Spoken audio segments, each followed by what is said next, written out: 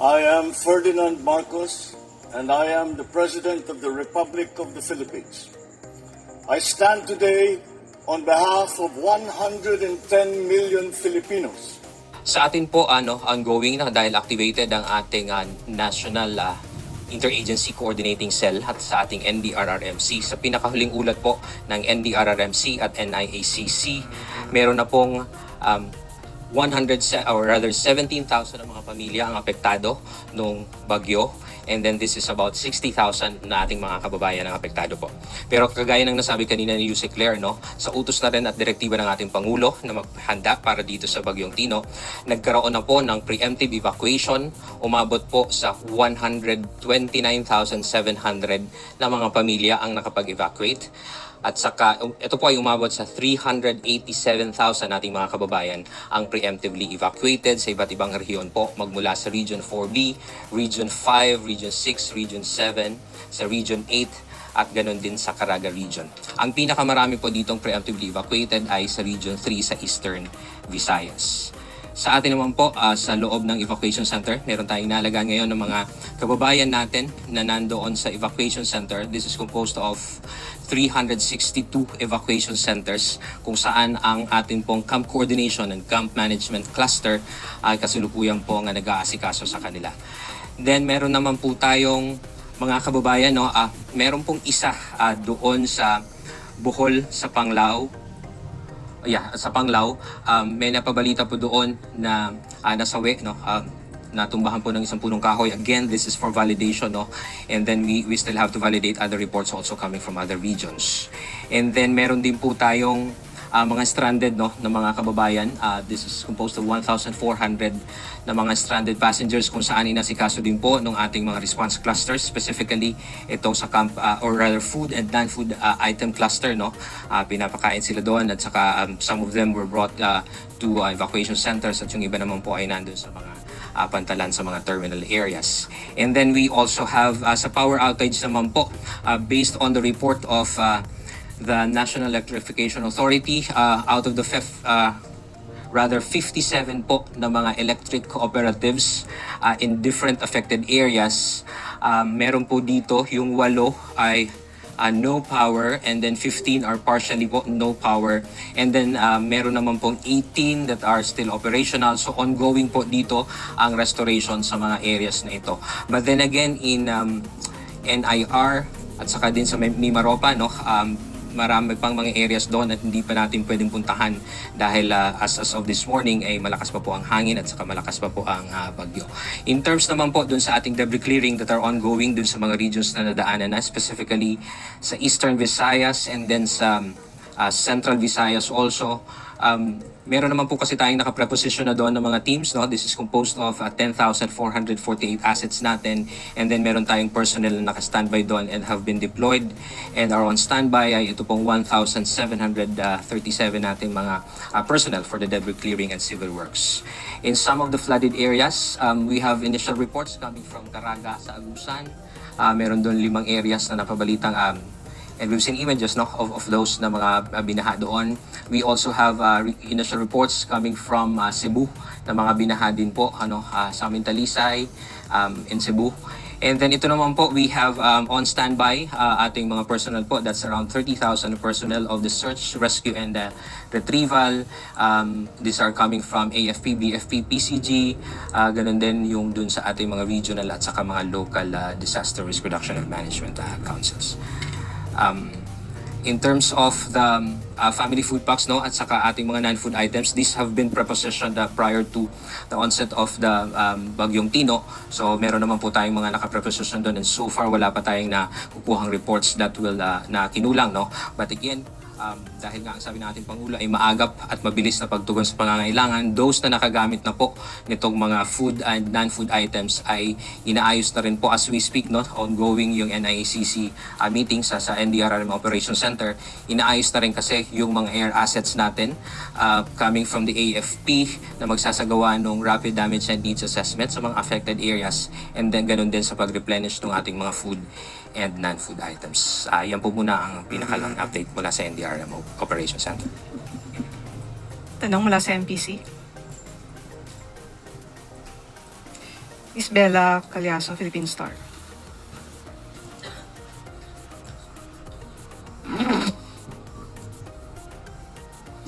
Good morning, sir. Sir, meron na pong napalitan na namatay sa Bohol. Can you confirm this? At ilan na po nadagdagan na po ba?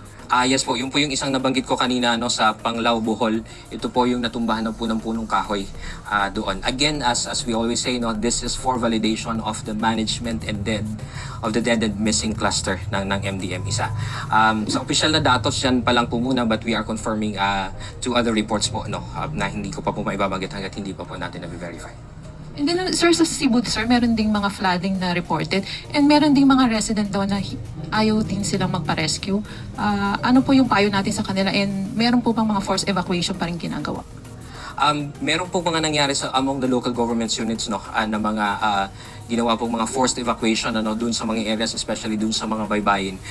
Yes po, meron pong mga napaulat na mga binaha dito sa Cebu. Some of these areas, itong mga sa Talisay, Cebu ay umupa na rin daw as of this morning. Yun po yung mga nakikita nating images, no? Some of those are asking for rescue. At yung kung nababanggit man po na merong mga hindi nagpa-rescue doon. These areas kasi, ang mga bahay dito in some of those streets no ay mga 2 stories no, na normally hindi naman sila inaabot ng hanggang 2 stories, pero dun sa mga nakita nga nating images, meron dun mga inabot na at na kumbaga tumaas yung baha hanggang sa first level no. So yun po siguro yung mga nakita natin. Kanina kausap na natin yung OCD Region 7. So yun po kasama na doon sa nag-deploy ng mga SRR or Search and Rescue and Retrieval or Search and Rescue teams no. Nagpadala kaagad doon, ganun din yung ating debris clearing. So hopefully after lunch we'll be able to get a full picture of those areas. Last na lang, sir. So although ang sinasabi ng Pag-asa, in-expect na lalabas na dito yung si Typhoon ngayong Thursday, pero meron tayo in-expect another na possible na pumasok. So kumusta po yung kahandaan ng ating mga LGUs para ma-minimize nga po yung mga namamatay sa typhoon? Opo, sa direktiba nga po ng ating Pangulo no, kay SND sa ating NDRMC Chairperson no, kay Attorney Gilberto Chodoro at sa NIACC ay tuloy-tuloy po yung paghahanda na gagawin gagawin na itong way of life na kasama na ay hindi lang doon sa LGUs kundi pati doon sa ating mga komunidad. Kaya tuloy-tuloy po, kaya yung mga food and non-food items tuloy-tuloy ang pagre-replenish. Ito pong preemptive evacuation ay napakahalaga lalo po doon sa mga baybaying areas at saka sa mga critical path. So with this po dahil may tinitingnan naman na isang paparating. So ang sa mga kababayan po natin, yun ang lagi sinasabi natin na please makinig po no doon sa mga abiso po ng lokal na otoridad. Kung pwede na silang bumalik doon sa mga areas nila, no? Kung pwede na silang bumalik doon sa mga kanilang kabahayan at sa komunidad, no? Kasi kung dadaanan pa rin sila at that will be the same track, mas mabuti pong mas doon muna sila sa mas ligtas na lugar. Sunod na tanong mula kay Clizel Pardilla, PTV. Good morning, sir. Sir, how much is the remaining budget of the NDRRMC, yung QRF fund po? At sasapat pa po ba ito before the year ends? And how are you coordinating with the DOF po ba to replenish the budget? I don't have that figure right now, no, balikan ka po namin doon. Pero in as far as the QRF is concerned, no, even noong nangyari yung mga magkakasunod na lindol, no, at saka yung bagyo, palabas na po ng kautusan ng ating mga Pangulo na magdagdag na po, mag-replenish na doon sa ating QRF. So as of now, as we speak, no, hindi natin nakikitang kukulangin ito. At meron naman pong mga mekanismo, if in case mas mabawasan pa ito, that our government and then the President will be able to replenish that. No? Eden Santos, Net25. Sir, good afternoon po. Meron na po bang mga lugar ang nag-request na mag-deklara po ng state of calamity or state of emergency as of this moment? Yes po, meron na po kami mga natanggap na reports that they will be declaring, no, but in terms of request, they need not request the declaration, no. Ang magdedeklara po nito ay ang ating mga local government units. So tinitingnan natin itong mga munisipyo, no, Eastern Visayas and also mga probinsya na magdeklara rin po nitong state of calamity. Once they do that, at nakapagdeklara through their local sanggunian, so yun po ang makukuha natin mga datos and that will be also forwarded to the regional and to the national for augmentation na nakasaad nila doon. Meron po ba tayong numero kung ilan po itong mga iba pang probinsya aside from Eastern Visayas? Right now po wala pa kasi kaninang umaga no binabayo pa rin yung NIR tapos dadaan pa ito ng Mimaropa. So hindi pa natin nakukuha kung ilan talaga ang magdedeklara nito. And then magsasagawa pa lang din tayo ng rapid damage and needs assessment to these areas kapag humupa na po yung lumabas na yung bagyo. Okay. Sir, yung Cebu po, di ba, before nilindol, ngayon naman bagyo. Can you give us a picture lang po kung ano yung kalagayan ngayon ng ating mga kababayan doon? Kasi sa mga SOCMED, matindi po yung nakikita nating mga pagbaha doon. Yes, tama po. Specifically, dalawang bagay po. Una po, yung mga tinamaan ng lindol na binabanggit natin.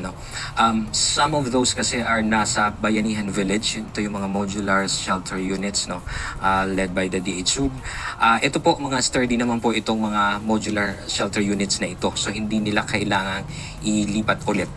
Some of those who are at the tent cities, yun kasi kailangan i-dismantle ang tent city kasi that will not withstand itong malakas na bagyong dadaan. So they were transferred to more sturdy evacuation centers, some to modular shelter units and to other areas also.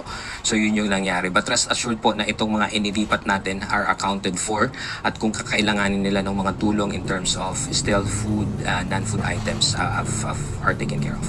So, na-dismantle na po yung mga tent city. Temporarily, yes, kasi the tent cities are designed as evacuation areas for earthquake affected population. But that will not withstand itong malakas na hangin, lalo ta typhoon category ito. Kaya temporarily dismantled po yun. So, lahat po nung nandoon ay nailikas naman ng maayos sa mga evacuation centers. And to other areas also po, magkakaiba. May evacuation centers, mayroong modular shelter units, ang iba sa mga kamag-anak at sa mga other areas also. Thank you po. Thank you, ma'am. Sunod na tanong mula kay Kat Domingo, ABS-CBN. Sir, do we have a number as to how many families were evacuated from the tent cities? Right now, I don't have that data, but we'll be able to get back on you on that kung ilan itong nasa 10 cities na that needs to be evacuated and kung saan-saan sila na-evacuate. We will get back to you with that. Sir, follow-up question lang. Sir, dun sa tent cities, where were they placed in?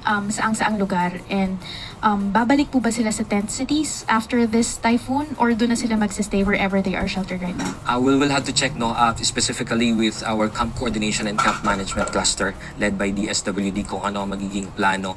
As we speak, pinag-uusapan yung pagbaba ng ating mga teams, specifically CCCM ito, through DSWD, the OCD, and other clusters also to be able to identify kung ibabalik pa mga ba, ipuput up, i-rebuild yung tent city or if they are able to be accommodated na dun sa modular shelter units at saka sa other evacuation centers also. Sunod mula kay Lef Narciso, DZRH. Good afternoon, sir. Kapag ganito pong may bagyo, ang first responder is LGU, po. Pero dun sa mga lugar, yung critical areas na binabanggit ninyo, especially yung mga dinaanan ng bagyo, mayroon na po ba ang mga lokal na pamahalaan na nagpapasaklolo sa national government? At ano yung specific na mga tulong na hiningi nila? Hindi pa po, in terms of numbers and data, hindi pa namin nakukuha yung nagpapasaklolo to the national government. But let's remember also na meron pang mga regional agencies na yun muna yung unang bababa to be able to augment them.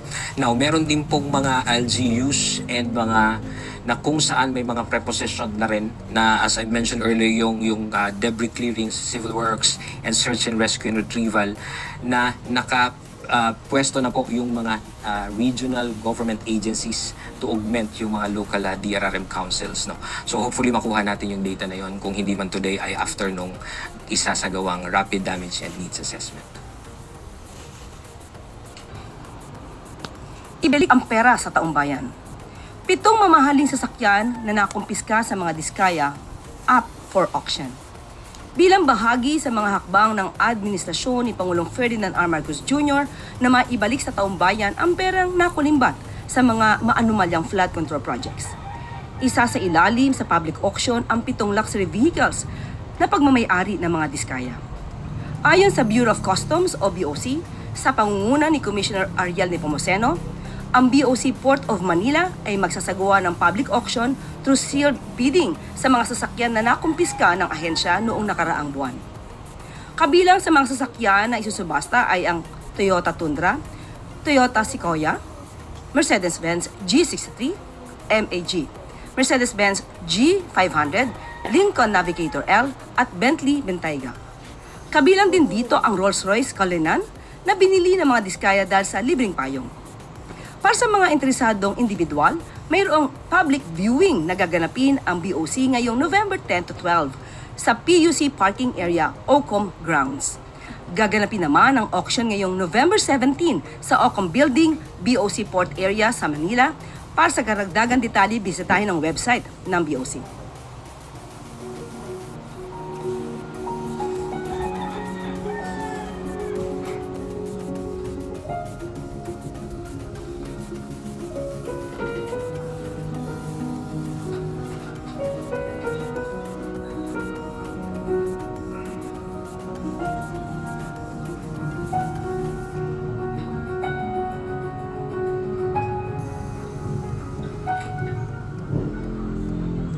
Babasahin po muna natin ang pahayag ng ating Pangulo.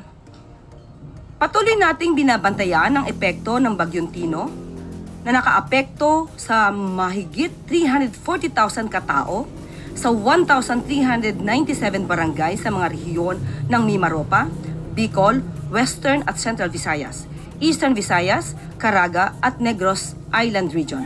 Agad tayong nakapagsagawa ng preemptive evacuations at ngayon ay may mahigit 175,000 katao na pansamantalang nanunuluyan sa evacuation centers sa mga apektadong rehiyon. Ang DSWD ay nakapag-preposition na ng food packs at relief goods sa mga apektadong lugar na handa ng ipamahagi.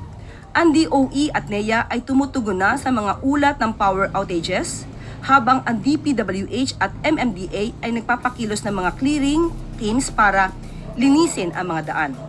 Tutungo rin ng ilang miyembro ng gabinete sa mga pinakaapektadong probinsya upang personal na alamin ang kalagayan at tiyaking na ibabalik agad ang mga pangunahing serbisyo. Tinitiyak ng pamahalaan ang patuloy na pagkilos upang mapabilis ang pagbangon ng ating mga kababayan. Manatiling alerto at makinig sa abiso ng inyong mga lokal na opisyal. Yan po ang pahayag ng ating Pangulo. Ngayong araw ay makakasama naman natin si OCD spokesperson Junie Castillo upang pag-usapan ang naging paghahanda ng pamahalaan sa sama ng panahon at ang kalagayan ng ilang bahagi ng bansa na sinalanta ng bagyo. Maya-maya na po akong tumanggap ng inyong mga katanungan. Unang tanong mula kay Chloe Hofana, Business World. Okay na daw siya. Christian Yusores, DZMM.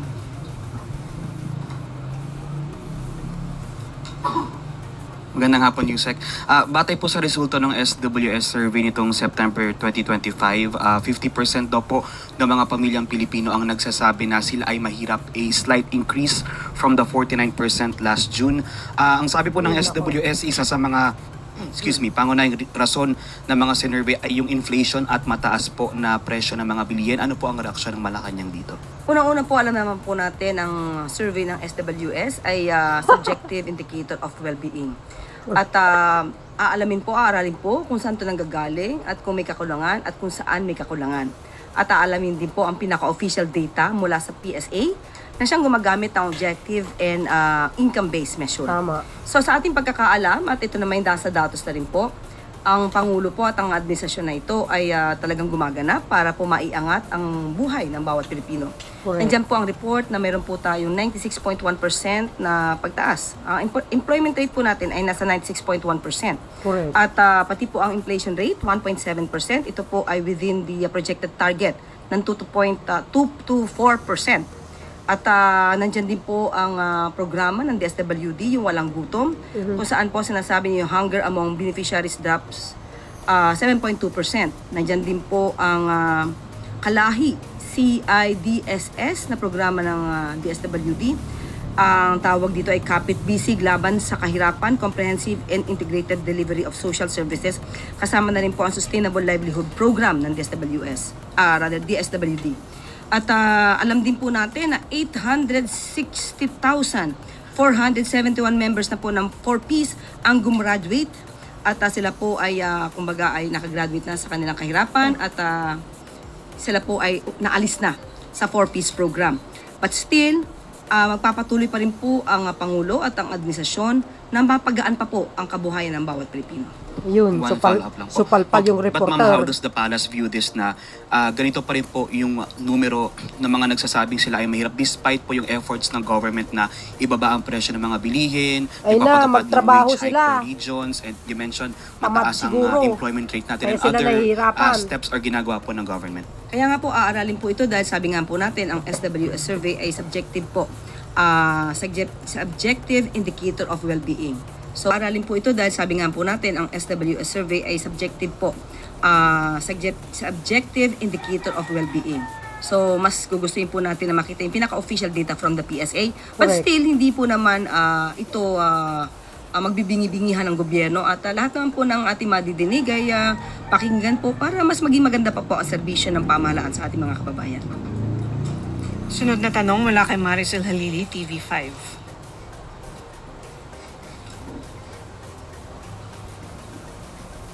Good afternoon. Ma'am, former Solgen Hilbay mentioned that there's no need to have another law if the purpose is to ensure independence of the Independent Commission for Infrastructure and to add more power. He feels that it's ignorant and it's impractical. Does Malacanang share the same view? Doon po siguro sa sinasabi niya na hindi kakailanganin pa ng another ng batas to create another independent commission to investigate the anomalous flood control projects.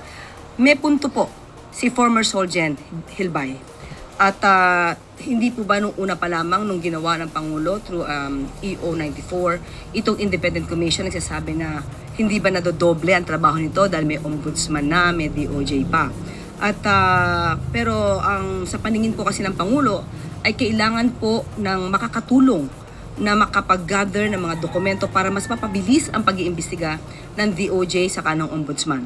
So kung mag-create muli ng panibagong independent body, baka nga po magkaroon na lang ng redundancy. At may punto po siya sa ganong mensahe. Does it mean that Malacanang does not support yung proposal for an independent People's Commission? Depende po yan. Kung ano po ang nailagay sa bill at ito'y aaraling mabuti at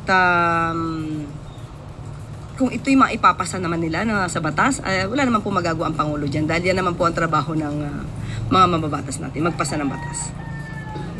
Sunod na tanong mula kay Ivy Reyes, Bilyonaryo.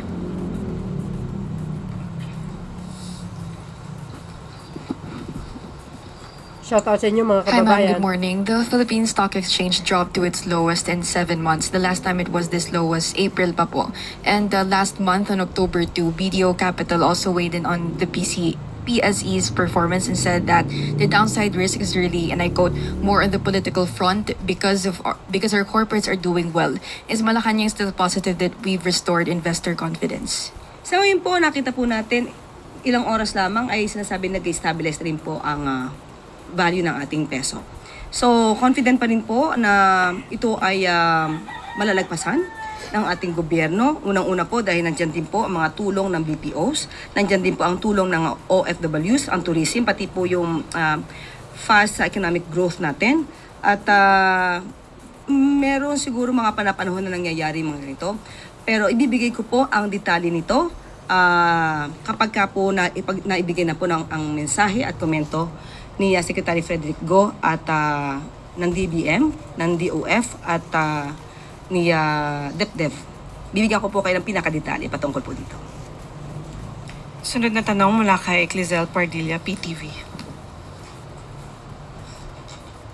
Good morning po, Yusek. Yusek, what are the instructions of President po to the ICT and other government agencies on cyber attacks expected to stage po on November 5? Yes, opo, nababalitaan po natin yan. At mismo si Secretary Henry Aguda na po ang ating kinausap at nagbigay po siya ng kanyang mensahe. Ito po ang sinabi ni Secretary Henry Aguda ng DICT. The President directed DICT and all cyber teams in government to be vigilant and prepare for the November 5 possible DDoS attacks. DICT has activated Oplan Cyber Dome to ensure that all digital services of the government as well as privately operated critical information infrastructure such as banks, telcos, hospitals, etc. are also protected and ready to respond to any DDoS attacks. The public is assured that the government and the private sectors are working hand in hand to ensure all digital services are available and secure. So yan po ang mensahe ni Secretary Aguda at yan po ang pinaka-direktiba ng Pangulo sa nasabing ahensya. Ma'am, follow up, may mga group na rin po ba na tinitingnan yung DICT na magjo-join at ano po yung posibleng kaharapin ng mga group na gagawa po ng traffic flood? Sa ngayon wala pa po sa atin na ibigay na pinakadetalye at siguro manatili muna ito na hindi mo na ipaalam para hindi naman magkaroon ng yung kanilang magiging trabaho makita na agad ng mga nagnanais na gumambala at sumira no sa maaaring gawin sa ating gobyerno. Okay. Ma'am, tama no, yung mga online services posibleng maapektuhan pero people can still go directly sa mga agencies for in-person services. Yes, opo, yan naman po ang assurance ng DICT. Sunod na tanong mula kay Tristan Nadalo, Newswatch Plus. Hi, Yusek. Good afternoon. Yusek, the House of Representatives is set to investigate the Manila Bay Dolomite Beach project on November 17. Lawmakers want to find out whether the artificial beach has contributed to the massive flooding in the capital city or nasunod po ba yung Manila Bay Rehabilitation Plan. Does Malacanang support this kind of congressional move to look into the Dolomite Beach project? Unang-una po, muli, papaalala natin na may separation of powers. So kung ano po ang magiging trabaho at gagawing mga hakbang ng House of Representatives sa pag-iimbestiga dito sa Dolomite Beach, ay yan naman po ay kanilang trabaho at hindi po hahadlang sa anumang hakbang ang Pangulo patungkol dyan. At maaari na rin po talagang maging hakbang ito para makita kung talaga ba itong nagkaroon ng anomalya, kung mayroon bang naidulot ito sa nangyayaring pagbaha sa Metro Manila at kung naka-apekto to sa kalikasan ng ating bansa. And follow-up lang din po doon sa Dolomite. While it is a congressional initiative po, no, yung multi-million peso project was implemented during the Duterte administration. Some saying it's around 300 to 500 million peso ang nagastos. So may mga initial reaction na po na it could be politically motivated, aimed at putting the blame again on the Dutertes para po mapagtakpan daw yung flood control corruption. Hindi naman po ibig sabihin na kapag po iniimbestigahan ang mga proyekto na nakaraang administrasyon, ito'y pamumulitika lamang. Ibig po ba sabihin kapag pinaiimbestigahan ang nakaraan proyekto na naganap o nagawa ng nakaraang administrasyon, dapat hindi na ito paimbestigahan dahil otherwise it will be considered as politicizing. Parang hindi naman po yata tama yan. Ibig sabihin po nun, kapag hindi na ginalaw o inalam ang nangyari noong nakaraang administrasyon, parang libre na po lahat ang kanilang ginawa.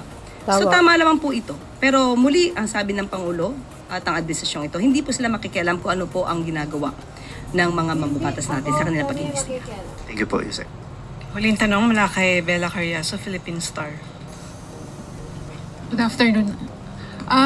Ma'am, yung sa pagbaba ng peso naman, although na-mention nyo na rin na in-expect nyo na mag-improve, pero considering ma'am nasa holiday season tayo and expect natin na mas maraming mga OFWs na magpadala, so hindi ba alarming yung na-breach na niya yung 59 level despite nga yung efforts ng government na i-boost yung confidence para sa mga investors natin? Muli, sabi nga po natin, ang detalye po ay ibibigay po natin kay Secretary Go or sa DepDev at sa DOF. At hindi po ako maaari makapag-speculate dahil mas may alam po ang nasabi kong mga ahensya. But still, ano pa lang po ngayon, October. So, malayo pa po ang Kapaskuhan at magiging maganda naman po siguro ang mga remittances mula sa ating mga OFWs at yung ano magiging negosyo na darating na Pasko. Ma'am, balikan ko lang po yung Dolomite Beach. Meron po ba kayong categorical answer na hindi ang Malacanang behind? Kasi for sure ang mga pro Duterte magsasabi na Malacanang ang behind dito sa effort na imbestigahan itong Dolomite Beach. Bago sila magsalita niyan, patunayan muna nila na ang Pangulo ang behind dito sa Dolomite Beach probe. Kasi kung wala at nag-speculate lang tayo na sasabihin nila na ang Pangulo ang behind dito, hindi naman po yun makatwiran At unfair naman po yan sa Pangulo. Correct. So patunayan muna nila na ang Pangulo ang behind dito. Eh, alam nyo naman mga DDS. Habol na tanong po mula kay Christian Bascones, PRTV. Ang mali, ginagawang tama. O, di ba? DDS pa. Nagpapakalat ng fake news yan. Lilihis lang po ako. What is your reaction to former Senator Laila de Lima's remark that you are the one of the best choice for the position of SOJ? Sabi niya, matapang din yon. Maraming salamat sa pagkukonsidera sa akin, pero hindi po talaga po tayo nag-a-apply para maging SOJ. So siguro yung mga ayaw sa akin na maging SOJ ako, kalma lang, hindi po tayo nag-a-apply para dyan. So yun po, para mas maliwanag. Pero maraming salamat po kay Congressman Laila de Lima for saying those kind words. Salamat po. Muling tanong mula kay Vance Fernandez. Fit na fix naman talaga yan eh. Yes, ma'am. Good afternoon. As the current motion of the government, its persecution against corruption and ghost projects, its present efforts as such is tell a statement. Is this the best the administration can do? Is the government anywhere near its actual potential promise to the Filipino people? How much more assurance can the administration still offer before the pressure of the people to do something finally boil over? Yung hindi pa po nakokontento sa ngayon, patuloy ang pagtatrabaho ng administrasyon at ilang mga ahensya para po matugunan ang issue na ito. Nandiyan na nga po, binalita ko kanina yung pag-auction ng mga nakuhang mga sasakyan mula sa mga diskaya. Nandiyan po ang pagsasampa ng mga kaso sa mga nasasabing sangkot. Ito na po ay isa sa pinakamabilis na aksyon na maaaring gawin ng administrasyon. At kung may ibibilis pa, magbigay po sila ng suggestion. Balik sa salamat. Pangakong itaguyod ang kabuhayan ng mga magsasaka, isa sa katuparan ni Pangulong Marcos Ferdinand, or rather, Pangulong Ferdinand R. Marcos Jr., ang itong nais na ito. Bilang pagtupad sa pangako ni Pangulong Marcos Jr. na isulong ang kabuhayan ng mga magsasaka sa bansa, inaprubahan ng Department of Budget and Management o DBM ang paglabas ng 1.665 billion pesos na pondo bilang karagdagang suporta sa Rice Seed Program ng pamahalaan. Ang Rice Seed ay programa ng Department of Agriculture sa pangunguna ni Secretary Francisco Tio Laurel na ipinapatupad ng Philippine Rice Research Institute of PhilRice. Layunin ng programa na paunlarin, paramihin, ipamahagi at itaguyod ang paggamit ng dekalidad na inbred rice seeds sa mga magsasaka. Gayon din ang palakasin ang mga kooperatiba at asosasyon ng mga rice or rather seed growers. Naglalayon din ang programang ito ng Marcos administration na mapataas yung produksyon at kita ng mga magsasaka sa pamamagitan ng pagbigay sa kanila ng nararapat na suporta. Sa ilalim ng liderato ni Pangulong Marcos Jr., lahat ng Pilipino ay tutulungan sa pag-angat sa kanilang kabuhayan, lalong-lalo na ang mga magsasaka.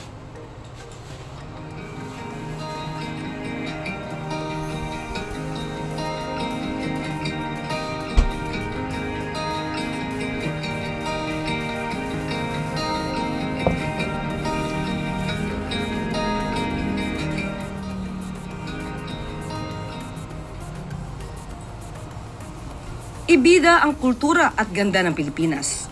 Alinsunod sa utos ni Pangulong Ferdinand R. Marcos Jr. na iparating sa buong mundo ang kultura at ganda ng Pilipinas, aabot sa 27 tourism stakeholders sa bansa ang lalahok sa World Travel Market o WTM, London, na nagsimula ngayong araw at matatapos sa November 6.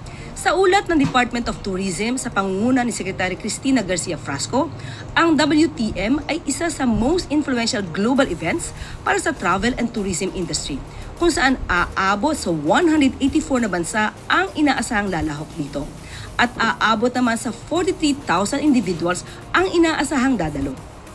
Pangungunahan ni Secretary Frasco at Tourism Promotions Board Chief Operating Officer Maria Margarita Montemayor Nograles ang delegasyon ng Pilipinas. Sa hangarin ni Pangulong Marcos Jr., binigyan diin ni Secretary Frasco na handa ang Pilipinas na makipag-ugnayan sa ibang bansa upang magbukas ng maraming opportunity sa tourism.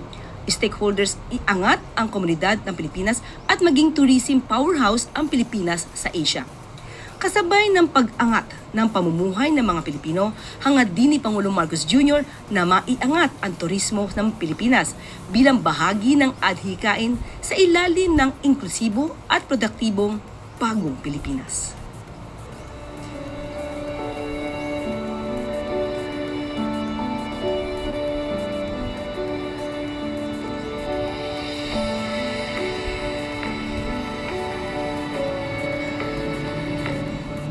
Mga kababayan, narinig nyo yung mga magagandang balita? Taliwas doon sa mga sinasabi ng mga DDS. Bagsak daw ang ekonomiya, sabi ni Harry Roque. Alam mo, natatawa talaga ako. Biro mo kapwa mo Pilipino, sinisiraan nila yung sarili nilang bansa. At kitang-kita naman talaga ang paglago ng ekonomiya, pagdami ng maraming trabaho, pagbaba ng inflation, what the heck. Tapos sa kanila, bagsak daw. Grabe yung paninira eh. Bahala na si Lord sa kanila, mga kababayan. I hope makarma sila sa mga pinagagawa nila. Yung paninira nila, babalik po sa kanila. Ito po lagi nyo tandaan. Magre-reflect yan sa kandidatura ni Sara Duterte sa 2028. Eleksyon.